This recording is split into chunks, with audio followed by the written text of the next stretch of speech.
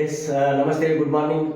ನಾವು ಸರ್ವಶ್ರೀ ಕಂಪ್ನಿಯಿಂದ SHPL ನಮ್ಮಲ್ಲಿ ಒಂದು ಡೆಟಾಕ್ಸ್ ಸ್ಪ್ರೇ ಇದೆ. ನಿನ್ನೆ ನಾನು ಈ ಡೆಟಾಕ್ಸ್ ಸ್ಪ್ರೇ ಬಗ್ಗೆ ಮಾತಾಡಿದ್ದೆ. ಈ ಡೆಟಾಕ್ಸ್ ಸ್ಪ್ರೇ ಏನೆಲ್ಲ ಕೆಲಸ ಮಾಡುತ್ತೆ ಅಂದರೆ, ನಮ್ಮಲ್ಲಿ ಬ್ಯಾಕ್ ಪೇನ್ ಇರ್ಬೋದು ಅಥವಾ ಜಾಯಿಂಟ್ ಪೇನ್ ಇರ್ಬೋದು ಅಥವಾ ಯಾವುದೋ ಒಂದು ನೋವಿಗಿರ್ಬೋದು ಅಥವಾ ಹಲ್ಲು ನೋವು ಇರ್ಬೋದು, ಇದನ್ನು ನಾವು ಸ್ಪ್ರೇ ಮಾಡ್ಕೋಬೋದು ಅಂತ ಹೇಳಿದ್ವಿ.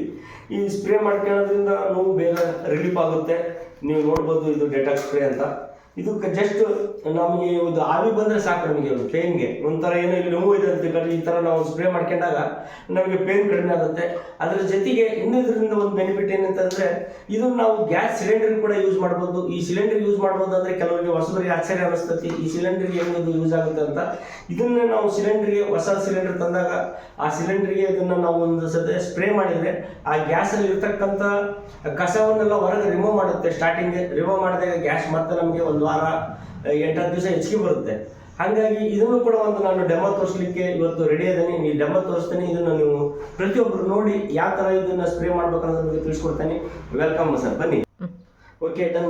ನೋಡಿ, ಇಲ್ಲಿ ನೋಡ್ತಾ ಇರ್ಬೋದು ನೀವು, ಸಿಲಿಂಡರ್ ಇರೋದು ತುಂಬಿದ್ದು. ಈ ತುಂಬಿದ ಸಿಲಿಂಡ್ರಿಗೆ ನಾವು ಫಸ್ಟು ಒಂದು ನಾನು ಫಸ್ಟು ಈ ಸಿಲಿಂಡರ್, ಹೊಸ ಸಿಲಿಂಡರ್ನ ಇವಾಗ ನಾನು ಗ್ಯಾಸನ್ನು ಆನ್ ಮಾಡ್ಕೊಂತ ಇದ್ದೀನಿ.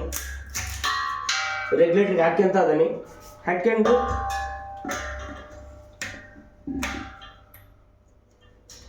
ಓಕೆ, ನೋಡಿದ್ರೆ ಸಿಲಿಂಡರ್ ಹಾಕಿದೆ. ಈಗ ನಾನು ಸ್ಟವ್ನ ಆನ್ ಮಾಡ್ತೀನಿ. ನೀವು ನೋಡಿ, ನೀವು ಯಾವ ಥರ ಉರಿತಾ ಇದೆ ಅಂತ.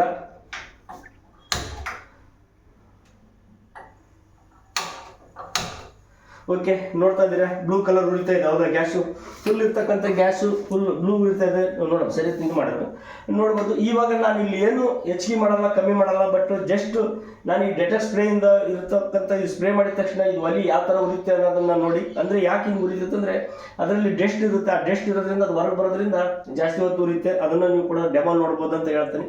ನೋಡಿ, ಈ ಥರ ನೀವು ಸ್ಪ್ರೇ ಮಾಡಿ. ಸ್ಪ್ರೇ ಮಾಡಿದಾಗ ಸ್ವಲ್ಪ ಹಿಂಗೆ ಸುತ್ತಲೂ ಮಾಡಿದ್ರೆ ಸಾಕು.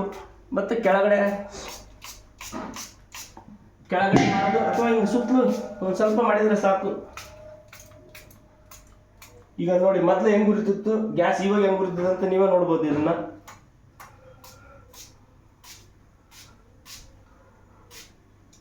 ಹೌದಾ, ನೋಡಿ ಎಷ್ಟು ಮೊದಲೇ ಯಾವ ಥರ ಬ್ಲೂ ಉರಿತಾ ಇತ್ತು, ಇವಾಗ ನಿಮಗೆ ಯಾವ ಥರ ಬರಕತ್ತೈತಿ. ಕಟ್ಟಿಗೆ ಹಚ್ಚಿದ್ದ ಒಲಿ ಹೆಂಗೆ ಉರಿಯುತ್ತಲ್ಲ ಆ ಥರ ಬೆಂಕಿ ಬರ್ತಾ ಇದೆ, ನೋಡ್ಬೋದು ನೀವು.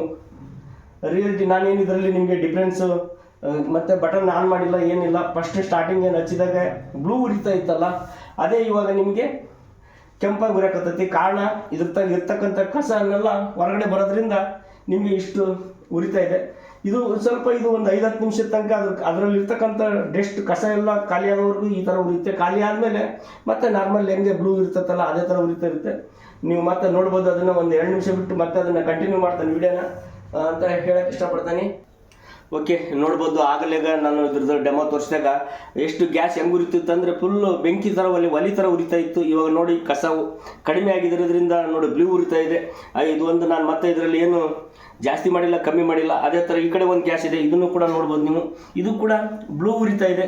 ಹಾಗಾಗಿ ನಾವು ನೋಡ್ತಾ ಇದ್ದೀರಾ, ಏನು ಇಲ್ಲಿ ಆಫ್ ಮಾಡಿಲ್ಲ, ಏನಿಲ್ಲ. ಬರೀ ಜಸ್ಟ್ ಅದರಲ್ಲಿ ಇನ್ನೂ ಸ್ವಲ್ಪ ಕಸ ಇರೋದ್ರಿಂದ ಸ್ವಲ್ಪ ಕೆಂಪು ಕಾಣ್ತಾ ಇದೆ.